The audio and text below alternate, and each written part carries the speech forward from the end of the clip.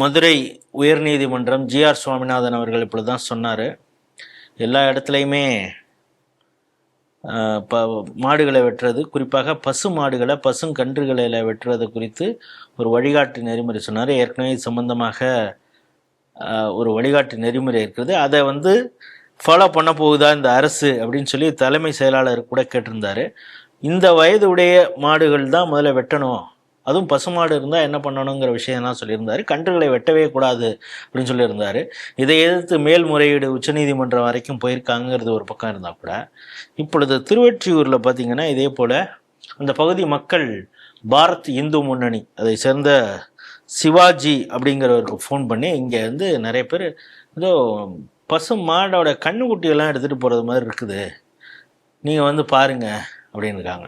இந்துக்களுக்கு சாதாரணமாக அவங்க கேட்குறத விட அவங்களுக்காக வேறு யாராவது கேட்கணும் அப்படிங்கிற ஒரு சூழலில் அந்த மக்கள் இருக்கிறாங்க. பாவம், பயந்து போய் இருக்கிறாங்க. ஏன்னா அந்த கூட்டத்தை பார்த்து அவங்க பயந்துருக்காங்க. சரின்னு இவர் போய் 2 வீலரில் போய் என்னென்னு போய் பார்க்கும் பொழுது ஒரு சில இடங்களில் இந்த கன்றுக்குட்டிகள் எடுத்துகிட்டு போகிறது மாதிரி இருக்குது. அதை தட்டி கேட்குறாரு. அவர் போலீஸில் முதல்ல புகார் கொடுக்குறாரு. போலீஸில் புகார் கொடுக்கறதுக்கு முன்னாடி அவரை சுற்றி வளைக்கிறாங்க, அவரை அடிக்கிறாங்க. உண்மையிலே போலீஸ்காரர்கள் அவர்கள் அடி வாங்கி கொண்டு அந்த சிவாஜியை காப்பாற்றுறாங்க. ஆனால் இப்போ என்னன்னா, கசாப்பு கடையே நடத்தக்கூடாது, இஸ்லாமியர்கள் இந்த தொழிலே இங்கே பண்ணக்கூடாது அப்படிங்கிறது மாதிரி சிவாஜி பிரச்சாரத்தை பண்ணுறாரு. அவர் வேணும்னே பிரச்சனைக்கு தூண்டுறாரு அப்படின்னு சொல்லி அடி கொடுத்தவர்கள் இப்பொழுது அவர் மீது புகார் கொடுத்து அவரை கைது செய்யணுங்கிற ஒரு அழுத்தம் கொடுக்கப்படுகிறதாக செய்திகள் இருக்குது.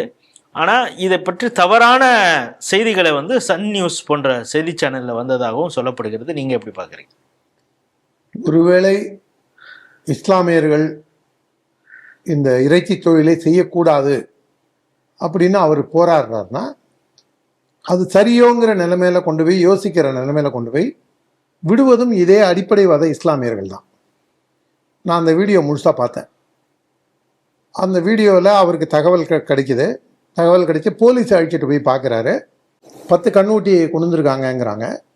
அந்த 10 கண்ணூட்டியும் உள்ளே வச்சு ஷட்டரை போட்டு க்ளோஸ் பண்ணி வெளியில் ஒரு மாடை மட்டும் கட்டி வச்சுருக்கான். இல்லை உள்ள கண்ணூட்டி இருக்குது அப்படிங்கிறாரு. அந்த ஆள் பேர் அலின்னு பேர். பக்கத்துலேயே அன்புன்னு இன்னொருத்தரும் மாமிச கடை இறைச்சி கடை வச்சுருக்காருன்னு நினைக்கிறேன். இவனுங்க எப்படிலாம் கோத்து விட்றானுங்க பாருங்க. இந்த அலி என்ன பண்ணுறான், ஜமாத்துக்கும் இந்த அடிப்படைவாத பயலுக்கும் ஃபோன் பண்ண உடனே அவர் ஒரு இண்டிவிஜுவல், அவர் மீது புகார் சொன்னா அவர் ஒரு கூட்டத்தை கூப்பிடுகிறார். அவர் தப்பா ரைட்டா அப்படின்னு தீக்கிறதுக்கு முன்னாடி உடனே அவர் என்ன பண்றாரு, மைட் இஸ் ரைட், கும்பல் கலாச்சாரம் இருந்தா சரியாயிடும், இன்னும் கண்ணுக்குட்டியை வெட்டக்கூடாதுன்னு சட்டம் இருந்தா கூட, இந்தந்த இடத்துலலாம் நீ வெட்டணும், இந்தந்த இடத்துலலாம் வெட்டக்கூடாதுன்னு சட்டம் இருந்தா கூட, அதெல்லாம் என்னுடைய ஜுஜுபி அப்படின்னு சொல்லி மயிருக்கு சமம் அப்படின்னு சொல்லி இவங்கெல்லாம் என்ன பண்றாங்க, அந்த கண்ணூட்டியை வெளியில் காமிக்காமல் அந்த மாடை காமிச்சு இது பண்ணுறாங்க. இல்லைங்க உள்ளே வச்சுருக்காருன்னு. நான் வச்சுருக்கேன், என்ன பண்ணோன்ற. ஏன்னா ஆளுங்க வராங்க, ஜமாத் ஆளுங்க வராங்க, லோக்கலில் இருக்கக்கூடிய ரவுடி பயலுங்க வரானுங்க. அவனுக்கு கஞ்சா விற்கிறானா, போதை விற்கிறானா, அவனுக்கும் ஜகுபர் சாதிக்கா, அந்த ஜாஃபர் சாதிக், ஆடுபுர் ஷாமீர், அவனுங்களோட ஏதாவது வியாபாரம் பண்ணுறானா. நம்ம ஊர் பக்கத்துலாம் பார்த்தீங்கன்னா இப்போ தான் ஒரு 15-20 வருஷமாக மாறி இருக்காங்க. நீங்கள் துபாயில் என்னங்க பண்ணீங்க, சிங்கப்பூரில் என்ன பண்ணீங்க, நான் வேலை பார்த்தேன்னு சொன்னேன், சாமர்த்தியம் பண்ணேம்மா. நீங்கள் இந்த பழைய ஆளுங்களை நீங்கள் இப்பவும் சாமர்த்தியம் பண்ணிட்டு வந்தேன், நான் சிங்கப்பூர் போனேங்க, மலேசியா போனேங்க, சாமர்த்தியம் பண்ணிட்டு வந்தேன். சாமர்த்தியம் பண்ணிட்டு வந்தேன்னா அது ஏமாத்துறதுன்னு அர்த்தம். அந்த ஒருவேளை அந்த மாதிரி சாமர்த்தியம் டபுளிங் என்னென்ன கன்றாவி உண்டோ, நம்பர் 2 தொழில் என்னென்ன உண்டோ அதெல்லாம் நாளைக்கும் டெல்டா பகுதியில் ஒரு 50+ இருக்கிறவங்கள்ட்ட நீங்கள் கேட்டிங்கன்னா, பாய்மார்கள்ட்டே கேட்டால் கூட சாமர்த்தியம் பண்ணிட்டு வந்தேன்னு சொல்கிறவனை நீங்கள் கேட்கலாம். நண்பர்கள்ட்ட நமக்கு உரிமையோடு கேட்கலாம். அப்படி யாராவது இப்போ இருக்காங்களான்னு தெரியல. உரிமையோட கேள்வி கேட்டால் அதை மத அடிப்படையில் கொண்டு போகாத அந்த மாதிரி பயலுவை என்னென்ன கும்பல் இருக்கான்னு தெரியாது. ஏன்னா இவனுக்கு வந்த உடனே ஒரு தனி மனிதன், அந்த சிவாஜிங்கிற ஒரு தனி மனிதர், அவர் கூட 2-3 பேர் வராங்க. அந்த 2 வீலரில் ஒரு வக்கீல் ஸ்டிக்கர் ஒட்டியிருக்கு. இப்போ எனக்கு என்ன புரியலன்னா, வக்கீல்கள்லாம் திரண்டு நீ வக்கீல் அடிச்சிட்ட, நாங்கள் கோர்ட்டை புறக்கணிக்கிறோம் அப்படின்னு இந்த பிரச்சனை ஒரு 2 நாள் ஓடிச்சுன்னா எனக்கு இதை நீங்கள் எது சொல்கிறப்ப வக்கீல் எப்படி வருவாங்கன்னு தெரியல. ஆனால் வந்தாங்க ஆரம்பத்தில். ஏன்னா ஒருத்தர் முறைச்சி பார்த்ததுனால அடித்தார் தெரியுமா, அவரும் வக்கீல் தானே. அவர் முறைச்சு பார்த்ததுனால அடிச்சாங்கன்னு கூட ஒரு தலைவர் சொன்னார். அதான் இவரு ஓலா யூபர் வாயர், நான் வழக்கறிஞர்கள் அதுக்கு கூட ஓலா யூபர் வாயர் திருமாவளவன் நேற்று கூட போராட்டம் பண்ண வழக்கறிஞர் சங்கம் இப்போ இதுக்கு என்ன பண்ண போகுதுன்னு பார்க்கணும். குறைஞ்சபட்சம் இதை ஒரு கண்டிக்கணும். போலீஸுக்கு நேரையே வக்கீலையும் தாக்குறாங்க, போலீஸுக்கும் அடி உழுது தடுக்க போன அந்த வீடியோலாம் இவங்க எடுத்துடுறாங்க. இதை வீடியோ எடுக்கிறாங்க. இவர் கூட போன சிவாஜி கூட போன ஆட்கள் இந்த கேமராவை அந்த அலி தட்டி விடுறாரு. தட்டி விட்டதுக்கு அப்புறமும் வேற ஒருத்தர் ஒரு இது எடுக்கிறாரு. அங்கே இருந்த ஒரு சராசரி மனிதர் இந்த பிரச்சனைன்னு தெரிஞ்சு வந்த உடனே அவர்கிட்ட இருந்து போலீஸ் அந்த ஃபோனை பிடுங்க போது அதுக்குள்ளே இவர் அந்த இதை அனுப்பிச்சிடுறாரு. காவல்துறை இந்த வீடியோவெல்லாம் கொடுக்க மறுக்குது. ஆனால் காவல்துறையை ஃபில்டர் பண்ணி சன் டிவிக்கு நியூஸ் கொடுத்ததா சொல்கிறாங்க. ஏன்னா நம்ம இன்னைக்கு சோசியல் மீடியாவில் பாரத் இந்து முன்னணி நம்ம அவங்க வந்து அந்த போலீஸ்காரங்களும் ஒரு தியாகசீலராக இருக்காங்க. எங்களை அடிச்சதை கூட பரவாயில்ல காட்ட வேண்டாம், காமிச்சிக்காம அவங்க மனசு நோங்கிடக்கூடாது அப்படின்னு. நாளைக்கு வந்து கோயம்புத்தூர் செல்வராஜ் மாதிரி இதே காவலர்களுக்கு நிலைமை வரும்போது நாம தான் களத்தில் போய் நிற்போம்.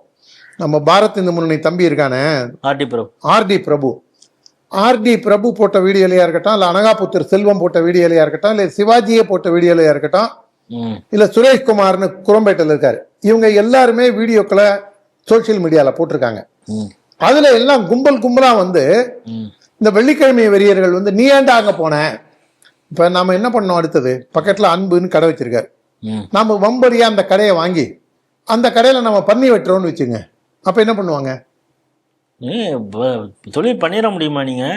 இல்ல நான் என்ன கேட்கிறேன், ஏன் கடைடா, என் தட்டு என் உணவு, அது நீங்க வேணும்னே பண்றீங்கன்னு அர்த்தம். அப்ப நீ பண்றது 10 கண்ணூட்டியை வந்து சட்டத்துக்கு புறம்பா பண்றது. அப்ப நானும் ஒரு இது பண்ணி பன்னிகளை கொண்டு வந்து இப்ப அறந்தாங்கில ஒரு பிரச்சனை நடந்தது. காட்டுநாயக்கர் சமூகம் வந்து பன்றிகளை பலி கொடுக்கும் போது இந்த இஸ்லாமிய அவங்க கோயில்ல அவனுடைய கோவில்ல நம்ம தரப்பு கோவில்ல நாம வந்து பன்றியை பலியிட போறோங்கும் போது இவன் பாஞ்சு வந்து என்ன சொல்றான், உன்னுடைய வழிபாட்டு முறை அப்படியா, இவன் வந்தேரி, இவன் வாளுக்கும் இதுக்கும் மதமாறின பயலுவ, இவனுங்க வந்து எவ்வளவு தூரம் பிரச்சனைகளா இருந்தாலும் இன்னி வரைக்கும் அவனுடைய சுயத்தை இழக்காம இருக்கக்கூடிய அந்த காட்டு நாயக்கர் சமுதாயம் நான் பன்றிகளை பலி கொடுக்க போறேன் அப்படின்னா அவன் பல 100 வருஷமா அந்த ஊர்ல பண்றதை இவனுங்க போய் தடுக்கிறானுங்க. அதுக்கு காவல்துறை பஞ்சாயத்து கூட்டுது. இப்ப இதே மாதிரி நாளைக்கு இந்த அன்பு கடைக்கு வராதுன்னு என்ன நிச்சயம். அதுல இன்னொன்னு என்னன்னா, சன் டிவியில ஒரு அம்மா பேட்டி கொடுக்குறாங்க சன் நியூஸ்ல. நாங்க தாயா பிள்ளையா பழகினோம், மாமன் மச்சானா பழகினோம். ஒரு 20 வருஷம் முன்னாடி கேரளாவில் ஒரு கலவரம் நடந்தது. பக்கத்து வீட்டில் இருக்கக்கூடிய ஒரு இந்து பெண்ணை வந்து அக்கான்னு கூப்பிட்டுட்டு இருந்தான் ஒரு பாய் தம்பி. அந்த ஒரு 15-16 பேர் அந்த கலவரத்தில் 2005-06 அந்த கலவரம் நடந்தது. அவன் முதல் வேலையா கற்பழிச்சது அந்த அக்காவை தான். டேய் நேத்தி வரைக்கும் இப்ப காலையில கூட அக்கான்னு கூப்பிட்டியாடா, அதெல்லாம் காஷ்மீர் ஃபைல்ஸ் மாதிரி இருக்கு. இல்ல இது கேரளாலே நடந்த சம்பவம். அது 1980 நான் சொல்றது 2000க்கு அப்புறம் கேரளாவில் நடந்த சம்பவம்.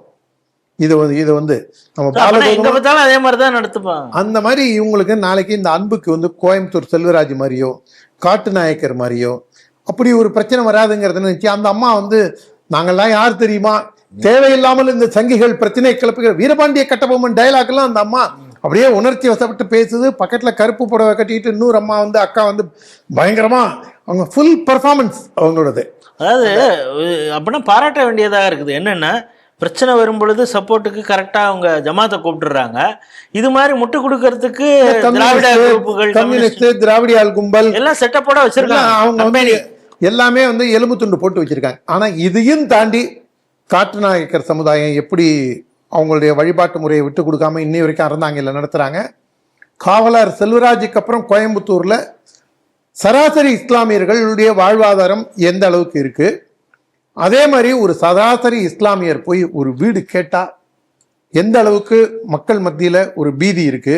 நீங்க சொல்ல இப்ப பிபிசியில ஒரு கட்டுரை வந்திருக்கு, இப்பொழுதும் ஒரு குற்ற உணர்வோடையே பிறக்கும் குழந்தைகள் அப்படின்னு சொல்லி கோயம்புத்தூர் பகுதியில் ஒரு பகுதியில் அதை வந்து அந்த ஒரு குற்ற அந்த எண்ணத்தோட சஸ்பீஷியனாவே பார்க்கக்கூடிய அந்த அளவுக்கு குற்ற உணர்வோட இருக்காது.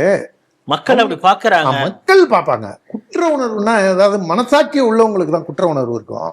அப்படி பிறக்கிற குழந்தைங்களுக்கு எல்லாம் இருக்கிற மாதிரி நம்ம என்ன சைக்காலஜிஸ்டா இல்ல தேவதூதனா நம்ம அதெல்லாம் அப்படின்னு கட்டுரை எழுதியிருக்காங்க. நம்ம டெல்டா பாபநாசம் பகுதியில் ஒரு அம்மையார், பாரதிய ஜனதாக்கு ஒரு இஸ்லாமிய அம்மையார் வந்தாங்க. அவங்க வீட்டுக்காரருக்கு வேலை வேணும்னு சொன்னபோது அந்த இஸ்லாமியர் சகோதரனுக்காக நான் ஒரு குறைஞ்சது 10-15 பேர்கிட்ட பேசியிருப்பேன். அந்த 10-15 பேர் மட்டும் இல்லாமல் சுற்றி இருந்தவங்களும் சராசரி இந்துக்கள், அவங்க சங்கிலாம் எதுவும் கிடையாது. உனக்கு ஏன் வேண்டாத வேலை? நான் சொன்னால் அவன் நம்ம சகோதரனுங்க, அதாவது நாம கூட இறங்கி போய் இதை மாற்றுவதற்கான வேலையை செஞ்சா கூட சங்கிகள் இறங்கினாலும் சமுதாயமும் சரி. இந்த வெள்ளிக்கிழமை வெறியர் கும்பல் இந்த பேட்டர்னே ஒரு அருவருப்பா இருக்கு. அவன் தாடி வச்சுக்கிட்டு நல்லா பக்கா துலுக்க காஸ்டியூம்ல தான் இருக்கான். அந்த திருவொற்றியூர்ல அவன் பஞ்சாயத்து பண்றான். பஞ்சாயத்து பண்ணும்போது ஒதுக்குற மாதிரி ஒதுக்குறான், வண்டியை நிறுத்துறான், சின்ன பசங்க அடிக்க வரப்ப அதை அப்படியே என்ஜாய் அது அதான் அவனை அப்பா நான் உன்னை பாதுகாக்கிறேங்கிற முறையில பிடிச்சிக்க வேண்டியது பிடிச்சா அடிப்பான்ல. இந்த வேலையெல்லாம் செய்யறான், பக்குவம் இல்லாம செய்யறான். இப்ப நாமளே நாளைக்கு ஒரு கலவரம் வருதுங்கும் போது நம்ம அப்படிலாம் செஞ்சா எவ்வளவு ஊரே நம்மளை காரி துப்பும். நம்ம அதெல்லாம் மனசாட்சியோட நம்ம யோசிக்கிறோம். ஆனா அந்த துலுக்க அட்டையர்ல இருக்கிறவங்க கொஞ்சம் கூட வெக்கமே படாம இந்த பிரச்சனையை மேலும் ஊர்தி பெருசாக்கிறதுக்கு தான் பார்க்கறானே தவிர அங்க இருக்கக்கூடியவங்களை ஒழுங்கா வழி நடத்தணும். அப்பா இது ஒரு வியாபாரத்துல தனிநபர் பிரச்சனை, இதுக்கு நீங்கள்லாம் ஏன்பா வரீங்க அப்படிங்கிற ஒரு சிந்தனையே இல்லாம அவங்கள அடிப்படைவாதத்தை நோக்கி இழுத்து கொண்டு போறாங்க. சன் டிவியும் அவங்க அவங்க என்ன நினைச்சிட்டு செய்யறாங்க, நான் இப்படிலாம் பண்ணா அந்த பாய்மாருங்க ஓட்டு வந்துரும்ட்டு விஜய்கிட்ட திருப்பிடலாம். இன்னும் நீ 50 வருஷம் டக்கர் அடிச்சா கூட காங்கிரஸ் ஒன்ட்டு போயிட்டான். காங்கிரஸுக்கு தான் முஸ்லீமோட ஓட்டுகள் கொத்து கொத்தா போய் விழுது. ரெண்டாவது விஜயும் பிரிச்சுட்டு போயிட்டான். இப்போ விழுறதுல உழக்கல கிழக்குமே இருக்குங்கிற கதையா உனக்கு 10% விழுமா 20% விழுமா? அதிமுக எப்படி இஸ்லாமியர்கள் ஓட்டு விழுதோ அந்த மாதிரி தான் நம்ம திமுகவுக்கும் விழப்போகுது.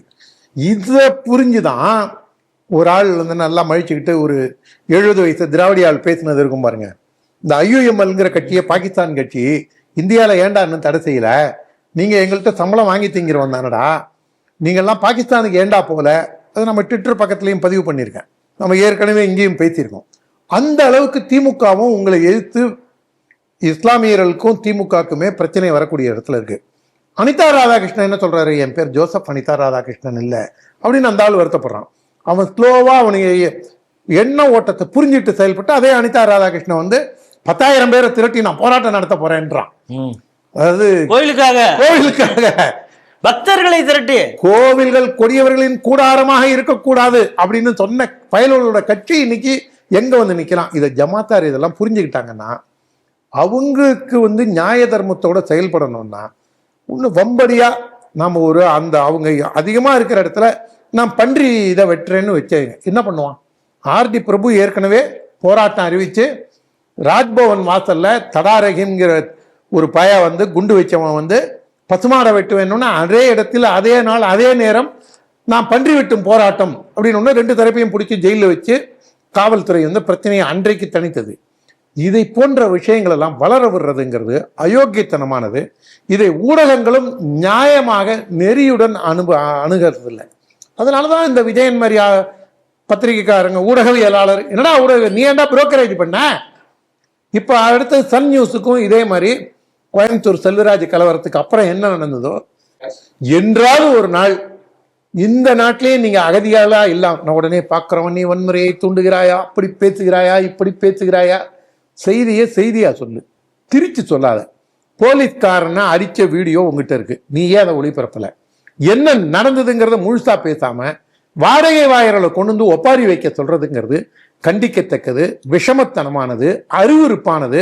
உண்மையை மக்களுக்கு கொண்டு போய் செய்ய வேண்டிய ஊடகங்கள் இப்படி பரத்தை போன்று காசுக்காக சோரம் போகக்கூடிய அசிங்கமான அருவருப்பான வேலைகளை செய்யும் பொழுது இவர்களை எச்சரிப்பது நம்முடைய கடமை.